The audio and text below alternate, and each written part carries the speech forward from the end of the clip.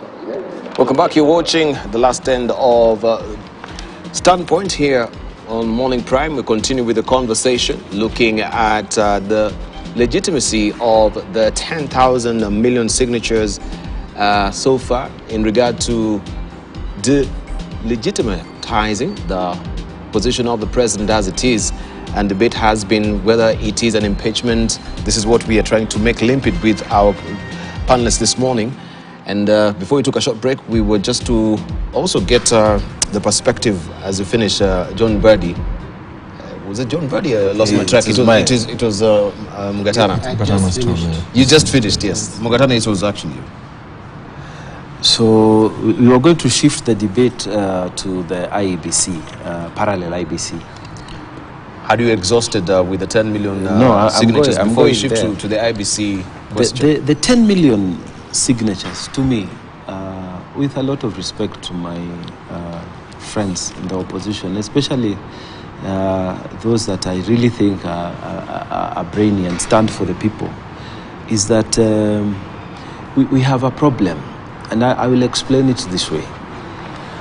I really, really respect Honorable Mbandi, Honorable Makal, Honorable Senator Sigei, not because of the fact that, okay, maybe we are age mates and we are elected and what, but the thing is, there's a critical thing about these people that separates them from any other members of the country, is that here, when I'm talking to Honorable Sigei, I recognize that I'm standing before the personification of so many other votes. So how I treat him is critical. How I treat any member of parliament is critical. How I treat my MCAs is critical. I would even shake the hands of my MCAs going down this way, not because of anything, but because of recognizing the names that are behind that personification. The president's carpet, whenever I'm going to sit, if we are having a meeting, I avoid standing because that is millions of signature plus. You don't just step on it. You walk away from it if you can, unless you have to, because Ruto is not Ruto. Ruto is an expression of something behind that. That is why, even us in the Senate, when you have impeached a governor or a deputy governor or whatever, you bring him there, you must have an extremely good reason for us to say this man, who is an expression of the will of the people, must be removed from office. So this is what I'm saying, collection of signature. Please, let us respect the people. Let us respect even if you have no time for Ruto as a person, respect the will of the people. Like we were saying, even if you have no time for Governor Kawira in the Senate, respect the will of the people behind that person. You know, even if you think this man hasn't gone to school, or respect that MCA because of. So, I'm trying to say this, that please, in the collection of these signatures and whatever, respect that we went to vote. Respect the fact that this person occupies the personification of the collective will of the people. And if you lost the election, you have a chance to do what you need to do. So whatever they want to do, and then you see when you collect signatures and you're planning to go to court, I don't know to do what interpretation, I want to ask you, the court is not a political forum. You must verify each and every signature. That process is not going to be successful.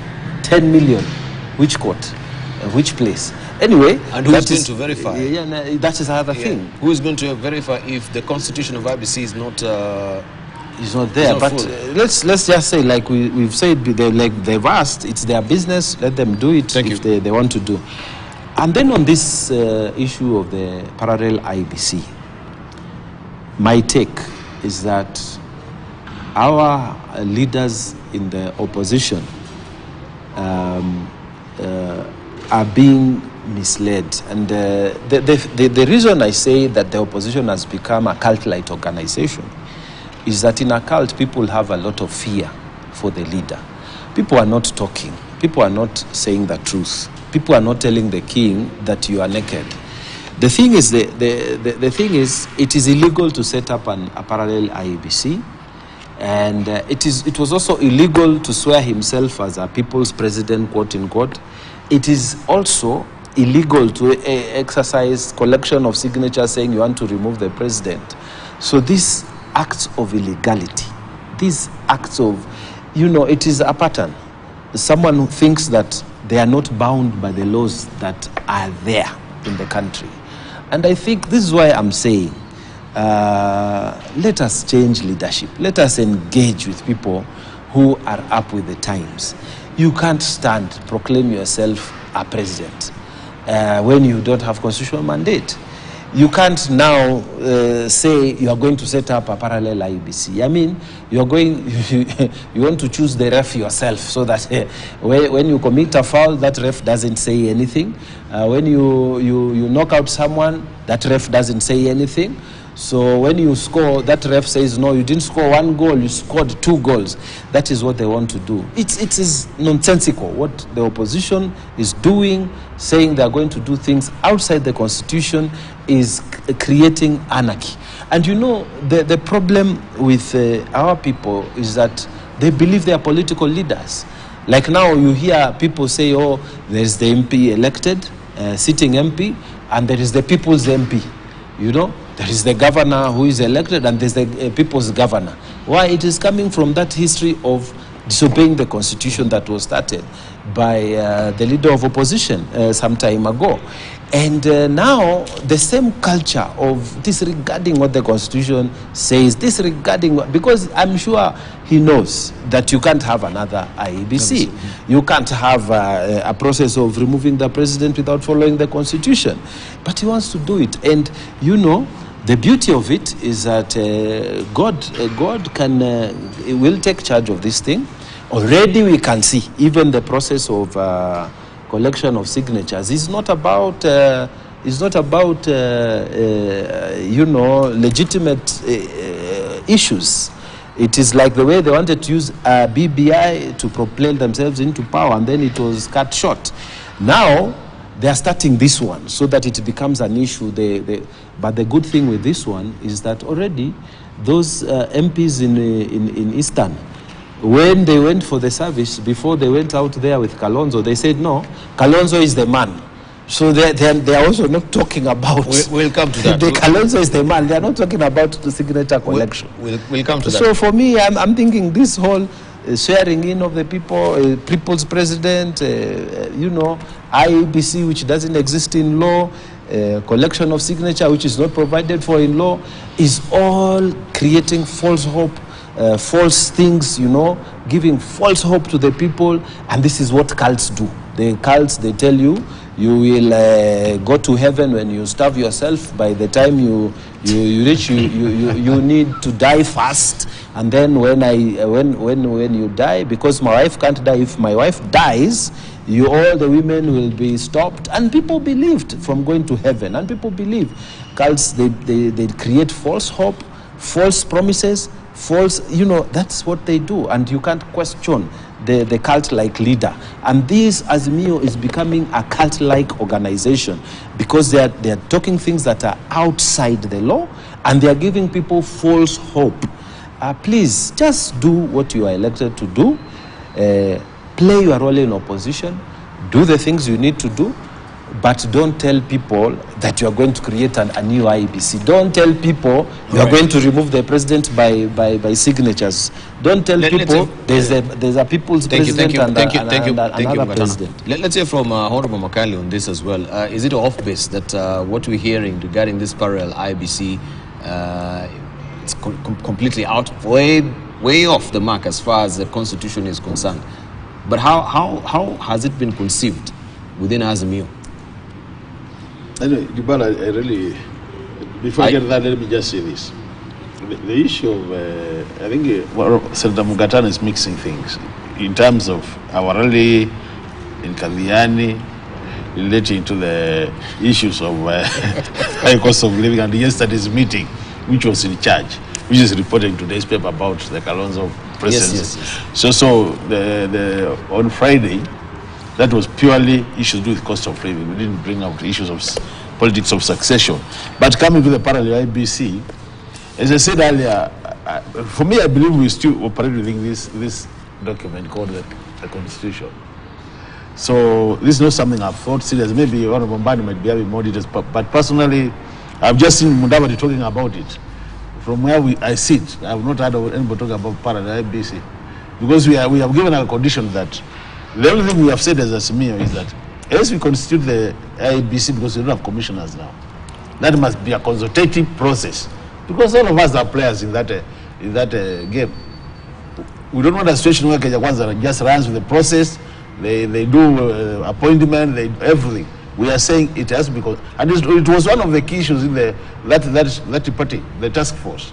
It was one of the key issues where the team of 7 and 7 was supposed to discuss. So we are saying we want a situation where that must be consultative. And in case then it's not consultative, I think that's where the issue of parallel coming up.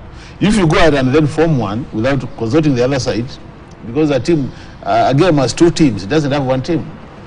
So in case they go parallel, form one without informing Azimio, then there will be no Azimio coming with a parallel one, so that we each as a referee. Because IBC is a referee. That's, to me, that's the thinking behind it. So this is a matter of power. You left the consultation. I need to you will allow me so that I can give an insight. I sit in the bipartisan. I was a member of the Kenya Kwanza, maybe you can help us. I probably can help. I don't know whether Makali were done so that I... Yeah, okay, on that particular matter, okay, fine. It's true. We've been talking about the 10 million signatures. One of the things that Dibal and this my colleagues have mentioned here is that there are issues that they have been discussing, and among the issues is what they have called the cost of living that is skyrocketing. It's going up every other day.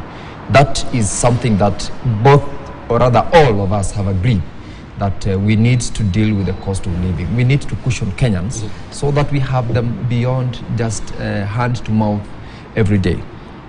But these are things that we have said times without number, that we can deal with this thing in a proper setup. In this case, if it's within Parliament, what is it that we can do as the leaders of Kenya today to support Kenyans by bringing down the cost of living? It is not one of the group. It's not like it's not, how do I put it? It's a process. It is not a one-off thing that can be done. We cannot say today a declaration is made that the cost of living will come down from 10 shillings of a product to 2 shillings. It takes a process, and that is what we are processing in Parliament. The unfortunate thing is that my colleagues from Azimio do not have that proposal. Other than their objection to a number of the provisions in the finance bill the other day, they have not prosecuted an alternative process of bringing down the cost of living to support Kenyans. Instead, they're fighting the leadership of Kenya Kwanza. They're just in there saying the only thing that we can do is to destabilize. Now, I'm saying that in context of the main reason behind the desire to delegitimize the government, because they are saying if there are more people who are feeling this government is unpopular, then it is indeed unpopular. But that is not the way to resolve issues. That's not the way to help Kenyans. That's not the way to govern and to support the people of Kenya. It is just also extending the suffering that the people of Kenya are having. And the agenda and the conversation about the 10 million signatures has really failed to kick off. And that is why they are saying we want a parallel IEBC, or rather, they're not saying so. They are saying we do not want it to be managed by the current IEBC. And so that takes me to the second bit now of what I decided to intervene. If we are talking about an IEBC, remember we passed the law on the selection panel of the IEBC sometimes in February. As a chairman of Justice, Legal Affairs and Human Rights Committee of the Senate, we received as a committee the amendment to the Elections Act that was done by the National Assembly. And at the Senate, we also passed it.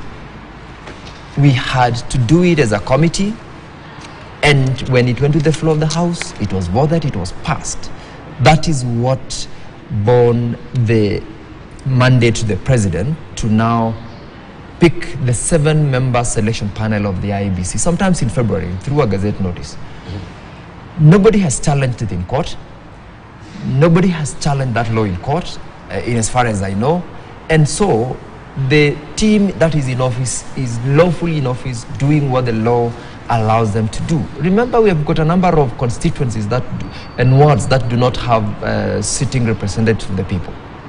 We ought to have had the IEBC in office right now, and that is why it was actually our priority item in the bipartisan team that had members from Azimio and members of Kenya Kwanza, where I sat representing the Kenya Kwanza together with 6 of my other colleagues.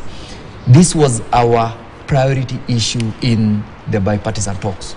And we had actually gone to an extent of agreeing that besides all these other 8, we had 8 and 11 issues that were to be discussed and, if possible, agreed upon. If not, a working formula was to be done, because even the members of Azimio who were in that bipartisan team agreed with us that these were not things which could be done in a day. And we said, then there are those low-lying which we need to do. Among them was, we need IEBC, because if you are asking us that you need to have the server opened, and you are acknowledging the fact that this is something that is domiciled within the IEBC, you must set up this institution first. So we went into debating and discussing about what was to be done in order to make sure that IEBC is in place. One of the issues was this selection panel. They had issues, they had their objections, they had their concerns, and we were discussing it very well. When they felt that it was not creating the popular conversation that they have, taken it to be their main issue at the end of the day, they withdrew and said, look, seems you guys are not serious. The last team that sent out a letter convening a session, or rather seeking to convene a session, was us, Kenya Kwanza, because we desired to have an engagement that is within the law, that is within the constitution, that is objective in its sessions. We were very objective when we were sitting in Bomas. Last Tuesday, we had asked them to come and join us so that we close on those low-lying issues. Among them is the IEBC selection panel. They didn't turn up. They told us it's been overtaken by events. Why? Because, as Mugatana had said, there are directives that cannot be questioned. So probably Raila said, look, we need to exit from this conversation. We need to exit from the bipartisan. They didn't turn up. They said it's been overtaken by events. From our end here, we are saying we're still open because we want something that will support the desire of the Kenyans, so that we have a level ground where if there is anything to do with IEBC, the objections, let us discuss it, let us agree, let's go ahead.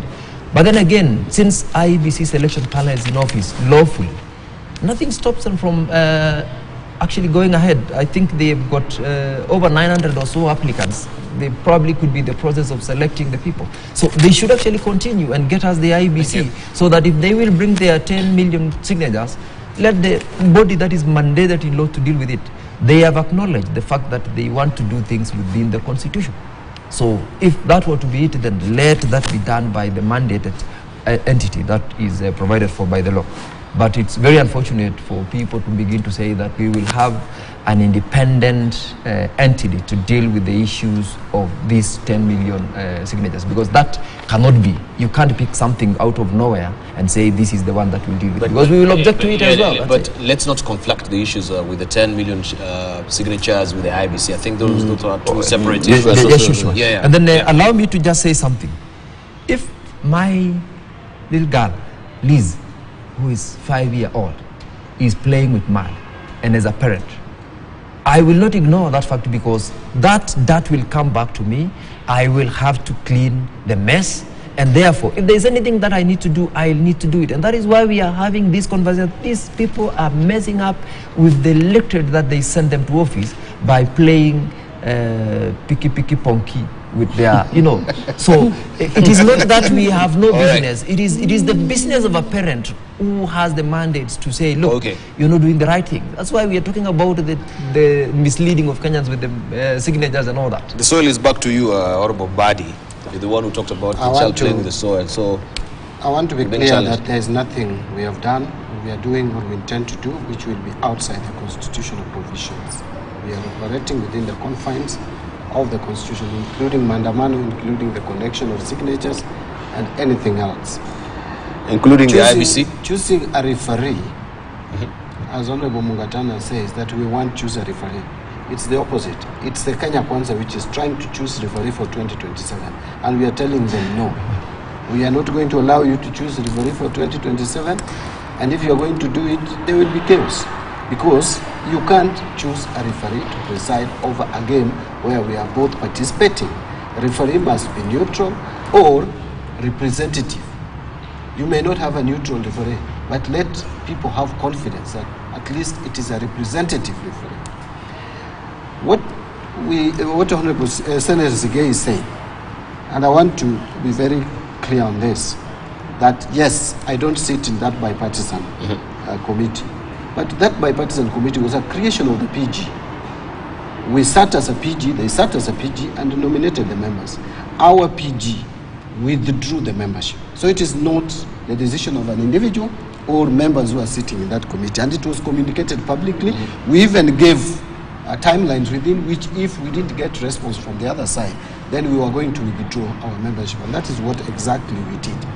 This issue of IBC is correct from the information I have, because these members reported back to us. And I sit where these reports are made, I sit in the PG. Our members clearly stated that it's only IBC that this Kenya Kwanza was willing to have a discussion. They were not willing to have a discussion on many other issues, including the cost of living. Actually, it is, Mbadi, allow me, I'm so sorry. No, let him finish. I wanted to tell him that we agreed that this was the most critical and urgent. Actually, there were three. IEBC, the cost of living was another one, and now a way forward. So he's right. I'm just saying it was not the only one. There were others. Okay, and I'm sorry for how let him advance his point. If you ask me, it was majorly IBC and cost of living that we had issues with. The issues of the server we could discuss. But IBC was a reducible minimum. The issue of cost of living was a reducible minimum. Cost of living is what broke the camel's back. Because our friends said they will not want to discuss cost of living. And they were saying, yes, cost of living will be dealt with later. And they are introducing the finance bill. So no, Mbadi, I sit in that committee. Let him finish. Let him finish. You will actually have a rejoinder. Just let him finish. It was public that this Kenya Kwanza said. It's not something that was said in that committee. That they said finance bill cannot be discussed anywhere. That is not true. I will not let that pass. I will not let that pass. It's not true. Just let him finish. Senator, so that at least we can by the way, you have been saying so many inaccurate things and I've been very quiet. So I wish you could allow me to finish my inaccurate information. Okay, all right, go ahead. I will hopefully that you see, the cost of living was to us very cardinal. And we felt slighted when finance bill had provisions that were going against the same things that we were talking about. And Kenyans were telling us, you politicians are fond of just discussing what favors them and not us. So we said as a coalition that as a bare minimum, we must have finance bill withdrawn. We have a meeting, we can nominate even other members who have knowledge in matters economics to discuss with the Kenya Kwanza so that we can come up with a raft of amendments which would accommodate the wishes of Kenyans. That was not accepted. They pushed it to the finance committee, which they know they have the majority in that committee, and we know what the outcome of the same. So, if you have already said, this is where I was heading to before I was interrupted. If you have already said, yes, there is a problem with the IBC, we need to fix it.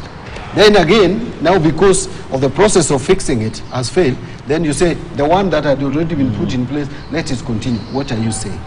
It was an admission from Kenya Kwanza that there was a problem with the IBC, the process of constituting IBC. It cannot be good again if the process of cleaning it has failed. It is still as dirty as it were when the bipartisan committee first started. But I wanted to respond to a few other things. We respect the people, that is why we are going back to the people to collect signatures. And we are not collecting signatures to amend the constitution. We are collecting the signatures for something else. Kenyans are speaking something else. We are not amending the constitution with this one. Kenyans are saying they are being failed by their leadership. We want to see how many Kenyans feel that they are being failed.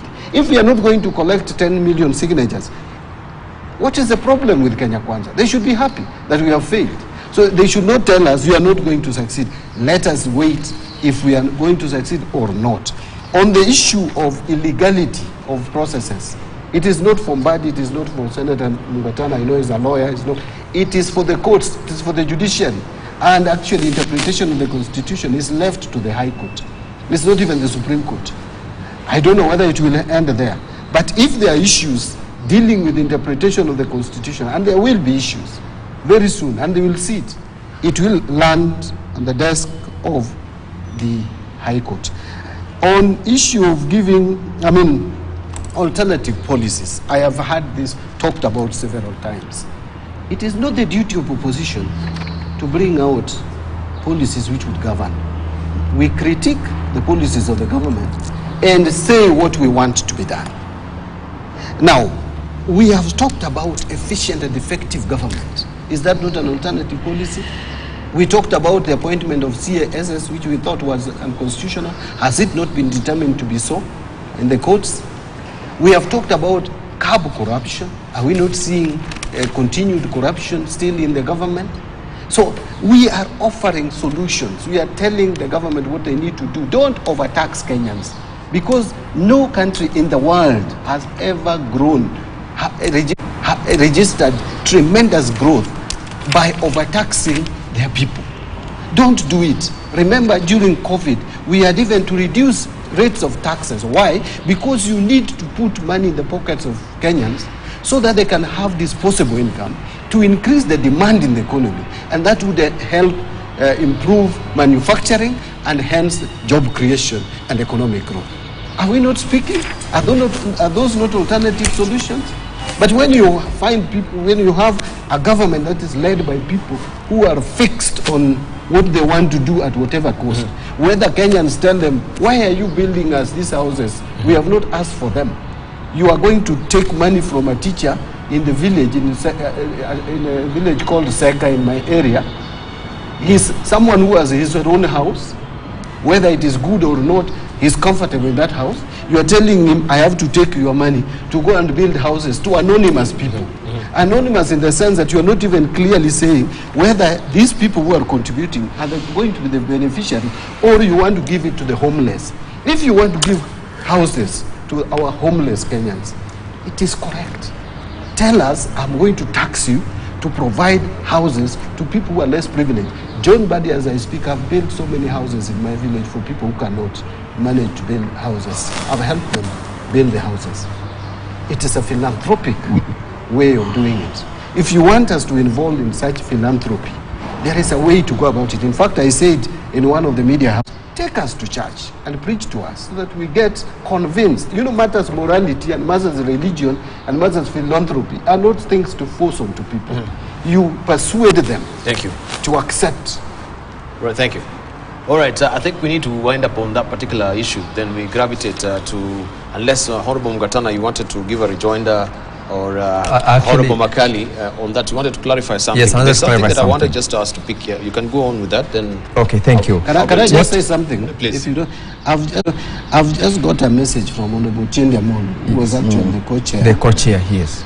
And this is what he says.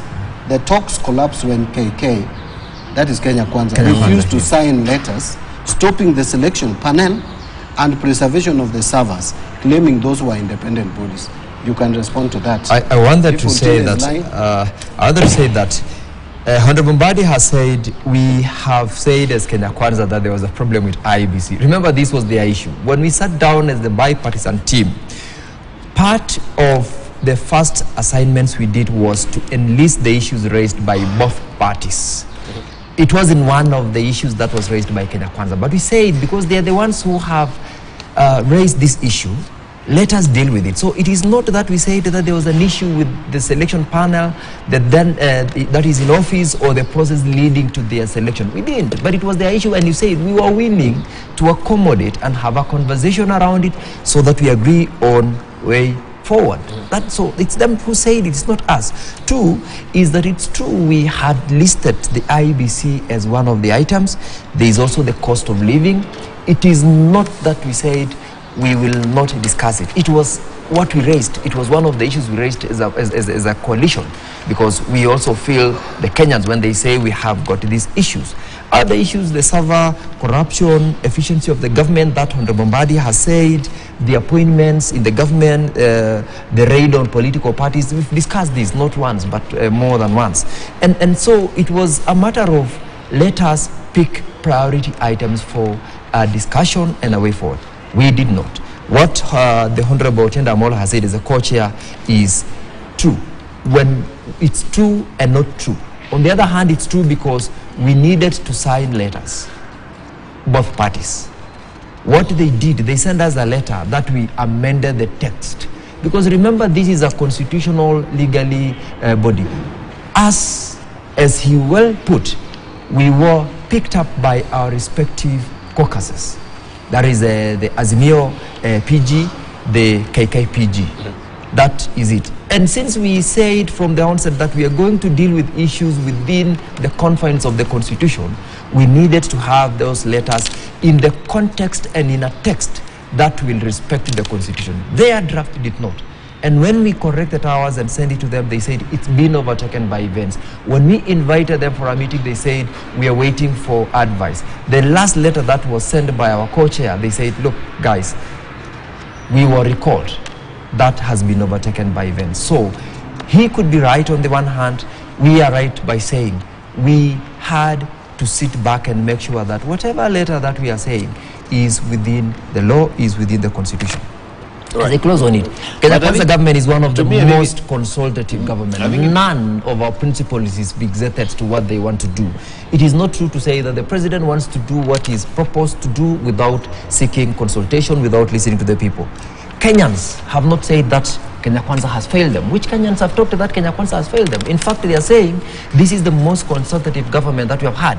The unfortunate thing is that we've got an opposition that has never accepted the fact that they lost in the general election, and they have never accepted the fact that they have got no other option but to move on and allow themselves to do the right thing, that is being the checks and balance to the government of the day. What they are doing is not what is expected of checks and balances. I mean, demonstrating every Tuesday is not checking and balancing the government.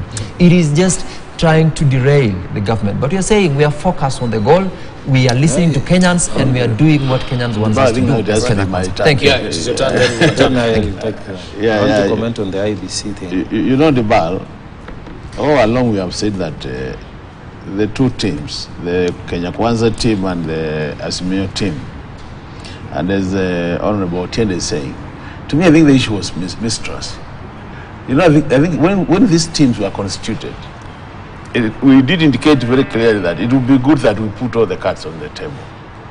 And I think what happened is basically Kenya Kwanza team came to these talks from not a very clean slate. I think from the word go, it's like the agenda was, let's go in, but try as much as possible to derail the whole process.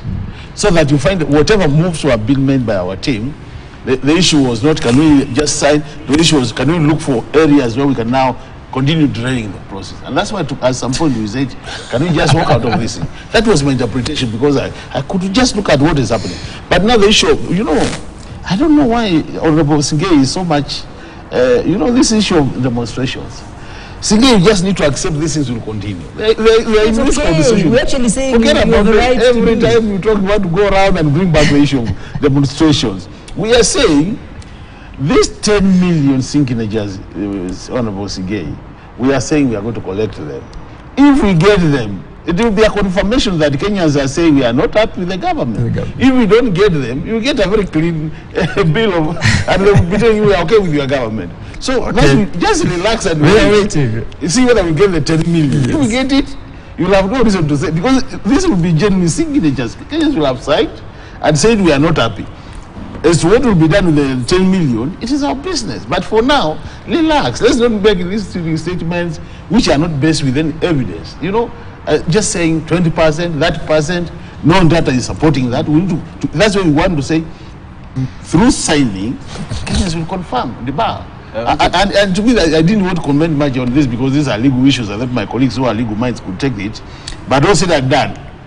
Can we have our IBC which is representative of all the players in the game. I wanted to agree with Honorable Makali that we must have a representative IEBC. I really, for me, I believe that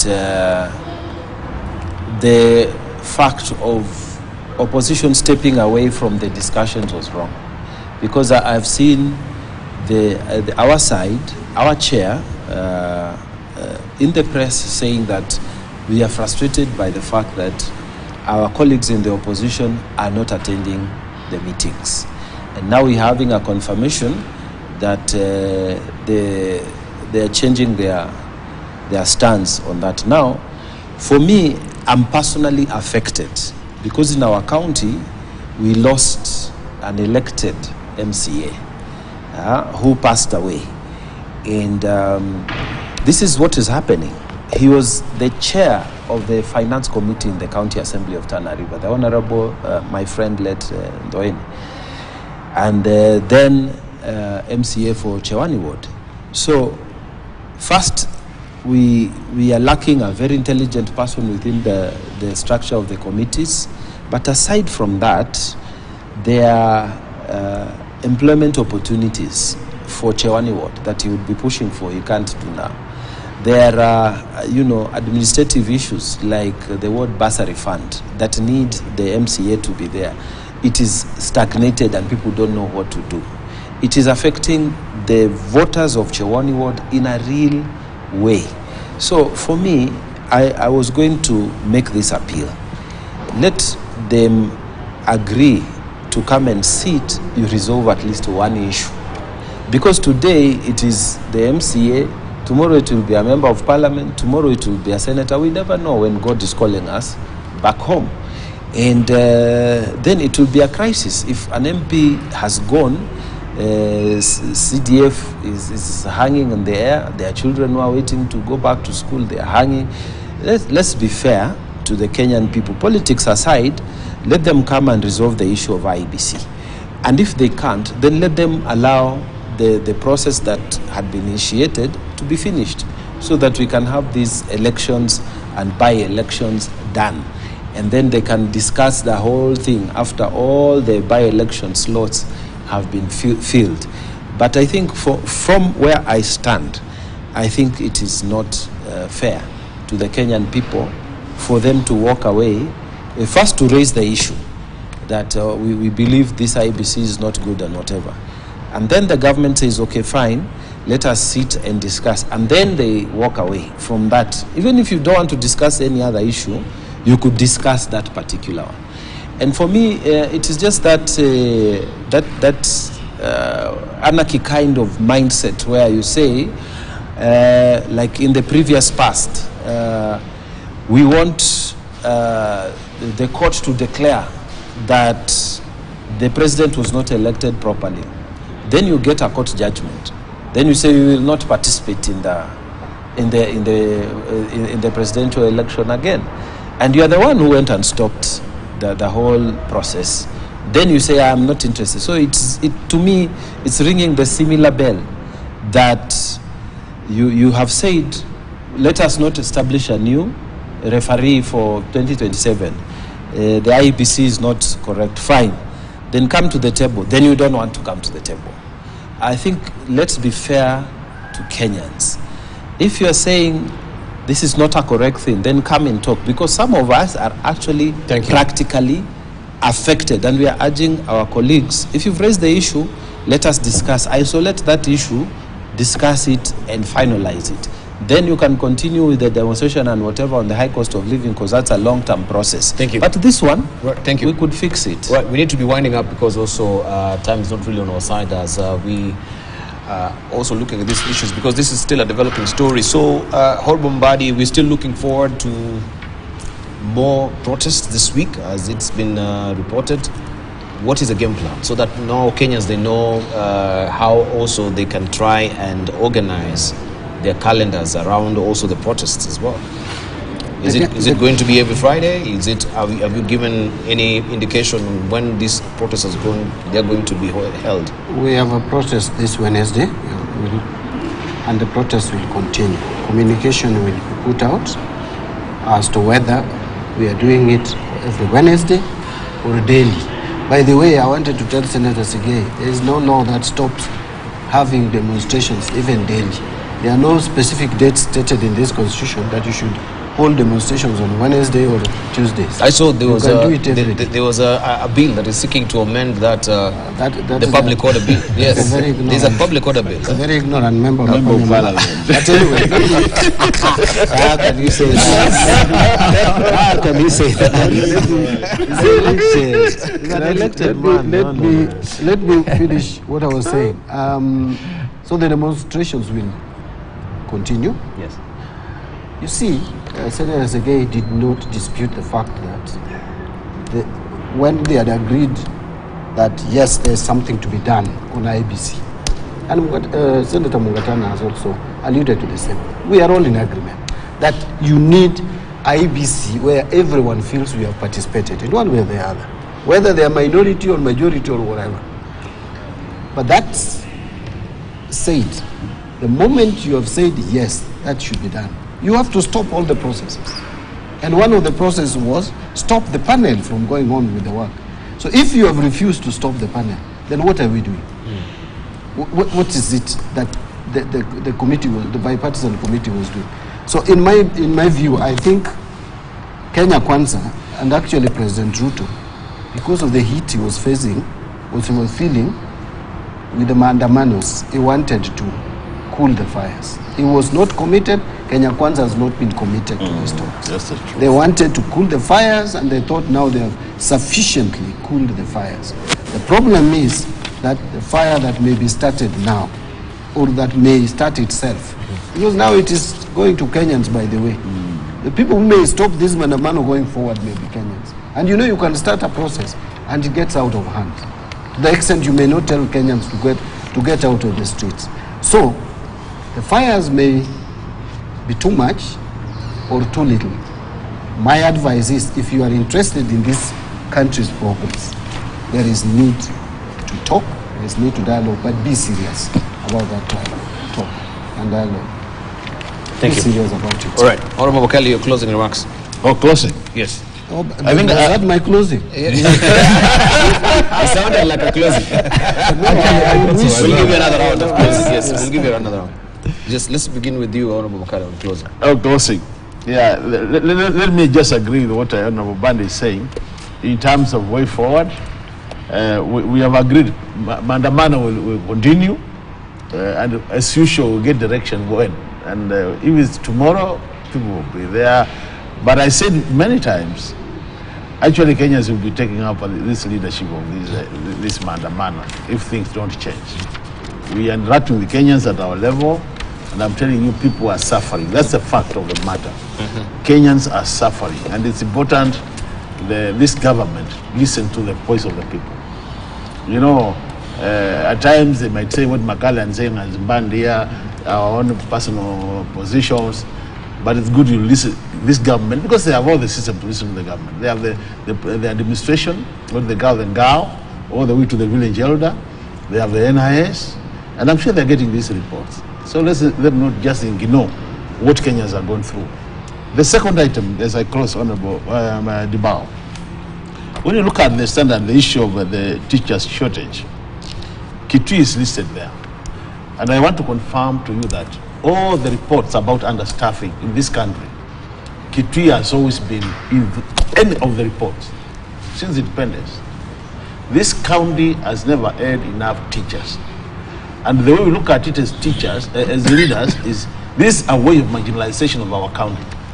And we are not going to entertain it. It is time the TAC, as they send teachers to other regions of this country, they send teachers to Kitui.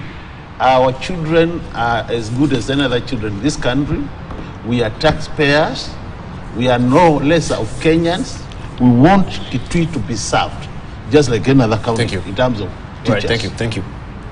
Thank you. Yes, in closing, I would like to confirm the fact that the Constitution of Kenya mandates, or rather, yes, mandates the states to ensure that every Kenyan enjoys the right that is in that particular constitution. So my colleagues from the opposition have their right to plan and demonstrate. What I'm saying and what every Kenyan is saying is that do your thing within the law. Do not, as you enjoy your right, let me not suffer, because I am also entitled to make sure that I enjoy that right within the same constitution. They've got a job well cut out. Theirs is to check the government. As to how they choose to do it, it is their business. But what you are saying is do it within the law so that we all ensure that we are protected by the same constitution that they are saying they want to bring. Honorable Mungatana, your closing remarks? My closing remarks that I'm very, very hopeful as a Kenyan that this country will take the malaria queen and it will get better. I'm hopeful that the Republic will withstand these economic difficulties that we are going now because we have inherited a disease and we are trying to treat it. The nation is going to feel some pain, but we will overcome it. When your income has been cut, you don't go out there and throw stones. What you do, take out your children, reduce the kind of style that you have been living, and you survive. You tighten your belt and you survive. This country needs to tighten its belt now, and we need to overcome the economic difficulties and go back to working hard to produce so that the nation can progress. And I believe that we have a president who is pushing us in that direction. I'm also urging our colleagues in the opposition to do their bit, because when they do their bit, when things are going in the wrong side, the people are able to correct the direction. But I'm really believing that once the medicine is administered, we will be okay. Thank you. Yes. Right, John Berry, your final remarks?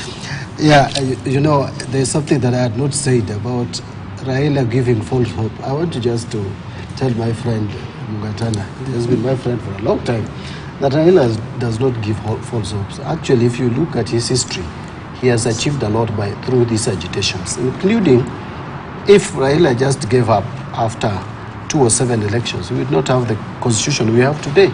But he insisted that one of the things that must be dealt with by the Grand Coalition government is to come up with a new constitution, courtesy of which now we can have Senator Mungatana with us today as a senator representing his county.